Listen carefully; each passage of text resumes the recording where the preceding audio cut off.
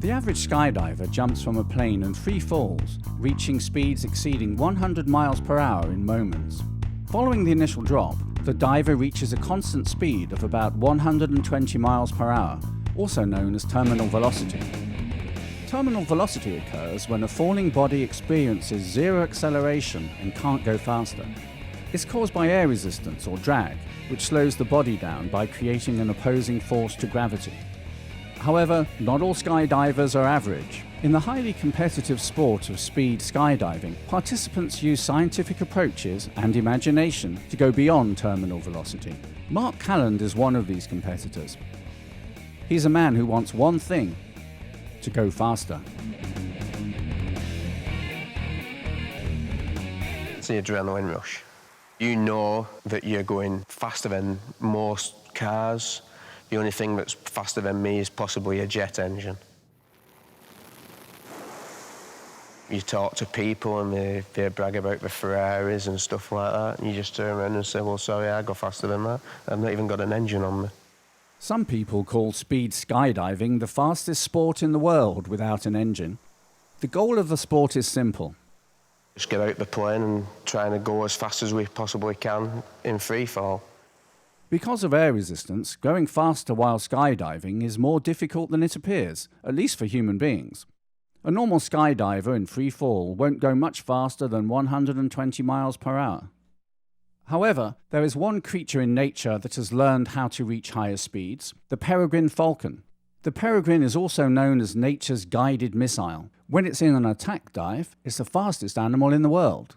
For some time, nobody knew just how fast the peregrine falcon was, until Ken Franklin decided to find out. Ken took his peregrine up to 15,000 feet, released the bird and jumped out himself.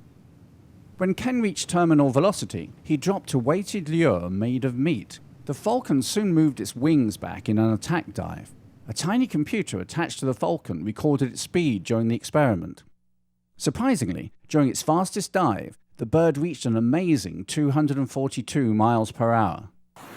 Back among humans, Mark Calland is hoping that a method similar to that of the falcon will help him. Mark's come to the World Speed Skydiving Championship at a drop zone in the north of England. He's one of the fastest skydivers in the world and the holder of the British record. His main competition is going to come from Marco Wiedeker. He's the national champion of Liechtenstein and a worthy challenger for Mark. So let's go fast. Techniques used by competitors vary, but the secret seems to be relatively uncomplicated. Just jump out of an aeroplane, dive at inhuman speeds towards the ground, sometimes head first, and remain completely relaxed. Yeah, you've got to be totally just nothing in your mind at all. You just got to really feel. You've got to feel how your body is flying and how it's reacting. As Mark steps into space, he moves his head backwards and adjusts his body. By going head first, like the peregrine falcon, the effects of air resistance are reduced. Reasonably fast for my first jump. In the competition, participants use the average speed of their 3 best jumps. Speeds are measured by speedometers attached to their harnesses.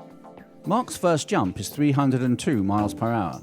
That's fast, but now it's Marco's turn. He throws himself from the plane, knowing that he must beat Mark's first dive speed. After 10 seconds, Marco reaches 100 miles per hour. By 16, he hits 200. 12 seconds later, he's done it. He's reached a new world record, 312 miles, or 502 kilometers per hour. Marco's got 502. It's now clear to Mark that he has some real competition, but he's confident that Marco can't maintain that high speed on every jump. Mark's focusing on going fast consistently. Besides, he's got something that may allow him to go faster. Speed skydivers use everything they can to improve their speeds, including special helmets and clothing. Using a wind tunnel to test the wind resistance of his body, Mark has developed a special suit with trousers, or what he calls pants, that fill with air. These pants are actually big air scoops on. The bottom half of the pants actually inflates, and it gives you the shuttlecock effect. When using the trousers, Mark's body is almost like a badminton shuttlecock. His strongly built upper body is like the rubber tip of a shuttlecock. His air-filled trousers are like the feathers at the other end. The trousers increase Mark's drag, but they give him much more control. Wearing them makes it easier for him to remain relaxed while he's hanging upside down and flying towards the earth. Gravity does the rest. Marco doesn't have inflatable trousers, just a smooth rubber suit which is tight-fitting to keep air resistance at a minimum. Unfortunately, this jump is a disappointment and he's unable to control his fall. As he works to keep himself pointed straight down during the jump, he loses valuable miles per hour. Marco, how was your jump? To the clouds and then got a little bit wobbling. Bit wobbly? Speed's not so high, the maximum speed. On his next and final jump, Mark, however, doesn't wobble. The skydive goes beautifully, and Mark is able to maintain control throughout it. His windfield clothing gives him the advantage he needs to achieve 3 very good jumps, and his average speed is the highest of all the competitors. Men's event, first place, Mark Calland.